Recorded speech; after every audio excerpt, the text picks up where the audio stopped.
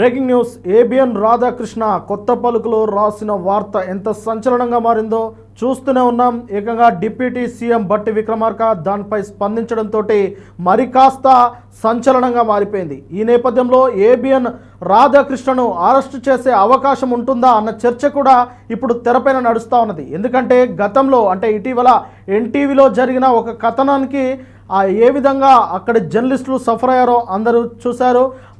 అంటే ఆ వార్త పైన ప్రత్యేకమైన సిట్ ఏర్పాటు చేసి దర్యాప్తు పేరిట ఎన్టీవీ జర్నలిస్టులను అర్ధరాత్రి అరెస్టు చేసి వారిని ఇబ్బంది పెట్టినట్లు ఆ జర్నలిస్టులే ప్రత్యేకంగా వీడియో రూపంలో సోషల్ మీడియాలో పంచుకున్నారు. మరి అంతటి వార్తకు పోలీసులు అంతలా రియాక్ట్ అయినప్పుడు ఏకంగా ప్రభుత్వంలోనే చిచ్చు పెట్టేలా, తెలంగాణ గవర్నమెంట్లో చిచ్చు పెట్టేలా, తెలంగాణ రాష్ట్రాలని ఒక అల్లకల్లోలో పరిచేలా తొలి పలుకులో రాసిన వార్త నేపథ్యాన్ని ఒక్కసారి గమనిస్తే అది అంతకైనా సీరియస్ మాటరే. కాబట్టి ఖచ్చితంగా కొత్త పలుకులో రాసిన ఆ సంపదకీయులు ఎవరైతే రాధాకృష్ణ గారు ఉన్నారో వారికి ఖచ్చితంగా అరెస్టు వారెంట్లు రావచ్చు, విచారించే అవకాశం ఉండొచ్చు అన్న కొన్ని స్పెక్యులేషన్స్ అయితే ఇప్పుడు తిరుగుతూ ఉన్నాయి సోషల్ మీడియాలో. మరి ఆయన వార్త పైన దర్యాప్తు చేస్తారా, ప్రత్యేకమైన సిట్ ఏర్పాటు చేస్తారా, బట్టి విక్రమార్క గారి యొక్క మనోభావాలు ఎంత దెబ్బతిన్నాయో ఇటీవల తాజాగా ఆయన నిర్వహించిన ప్రెస్ మీట్లో చాలా క్లియర్గా అర్థమవుతూ ఉన్నది. ఎవరి మెప్పు కోసమైనా రాశారో, అటు రేవంత్ రెడ్డి గారికి చంద్రబాబు నాయుడు గారి మీద ప్రేమతోటి రాశారా, లేదంటే వైఎస్ఆర్ మీద ఉన్న కోపంతో పరోక్షంగా ఈయన మీద రాస్తూ తన అక్కసును వెళ్ళగక్కారా అన్నట్లు ఆయన ప్రెస్ మీట్లో మాట్లాడిన విధానం చూస్తుంటే రాధాకృష్ణ గారికి పైన బట్టి విక్రమార్క గారు ఎంత కోపంతో, ఎంత అసహనంతో ఉన్నారో చాలా క్లియర్గా అర్థమవుతా ఉంది. మరి ఇలాంటి నేపథ్యంలో ముఖ్యమంత్రి తర్వాత ముఖ్యమంత్రి స్థానమైన మంత్రి, ఉప ముఖ్యమంత్రి అయిన బట్టి విక్రమార్క గారి పైన ఇన్ని ఆరోపణలు, ఇంత దారుణమైన ఆరోపణలు చేసిన తర్వాత ఖచ్చితంగా ఆ వార్త వెనుక ఉన్న ఆధారాలు ఏంటి, ఆధారాలు ఉంటే ఎవరిచ్చారు, అసలు ఆ నైనీ బొగ్గుకు సంబంధించిన టెండర్ల వ్యవహారమే ఇంత పెద్ద దానికి దారితీసిందా, నిజంగా ఆ బొగ్గు వ్యవహారంలో బట్టి విక్రమార్క గారు ఉన్నారా, ఉంటే రాధాకృష్ణ గారికి ఆ విషయం ఎవరు చెప్పారు అనే దానిపైన ఖచ్చితంగా దర్యాప్తు చేసే అవకాశం ఉంటుందని అందరూ భావిస్తూ ఉన్నారు. నిజంగా దర్యాప్తు చేస్తే ఇంకిన్ని విషయాలు బయటకు వచ్చే అవకాశం కూడా కనిపిస్తూ ఉన్నది.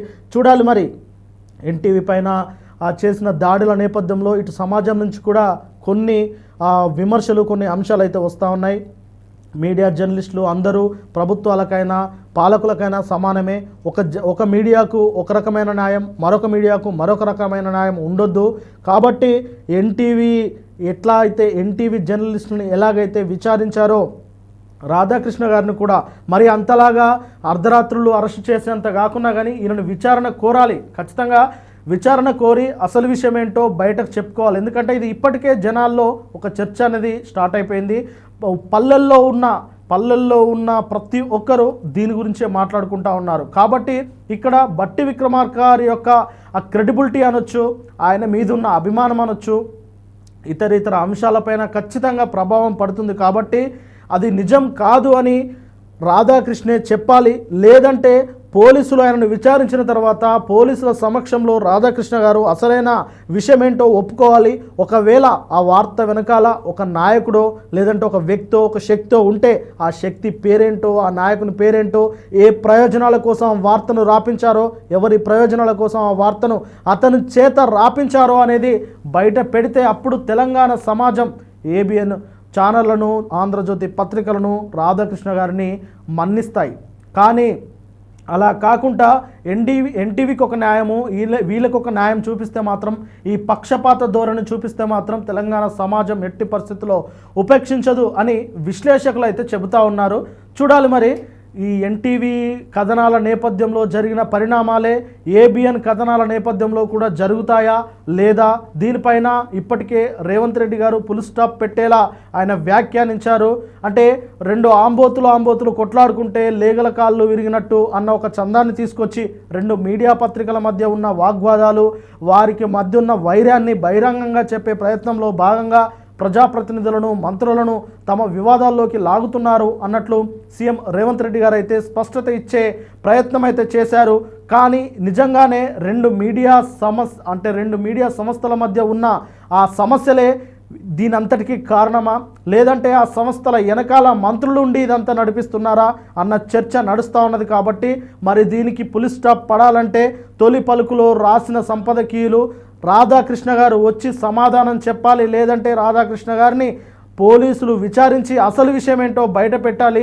అలా అయితేనే బట్టి విక్రమార్క గారి మీద పడిన మచ్చ తొలుగుతుంది. లేదంటే బట్టి విక్రమార్క గారు ఏదో తప్పు చేశారన్న ఒక భావన జనాల్లో ఉండిపోతుంది. కాబట్టి దీనిపైన తెలంగాణ ప్రభుత్వం ఖచ్చితంగా చర్యలు తీసుకోవాలి. ఆ చర్యలు ఏ స్థాయిలో ఉంటాయి అనేది ఇక ప్రభుత్వమే చూడాలి. అయితే ఈ విషయంలో బట్టి విక్రమార్క గారి మీద పడిన మచ్చను చెరిపేయాల్సిన బాధ్యత ఖచ్చితంగా ప్రభుత్వం మీద ఉంటుంది అనేది విశ్లేషకులు అయితే చెబుతా ఉన్నారు. చూడాలి మరి ఈ పరిణామాలు ఎటు దారితీస్తాయో.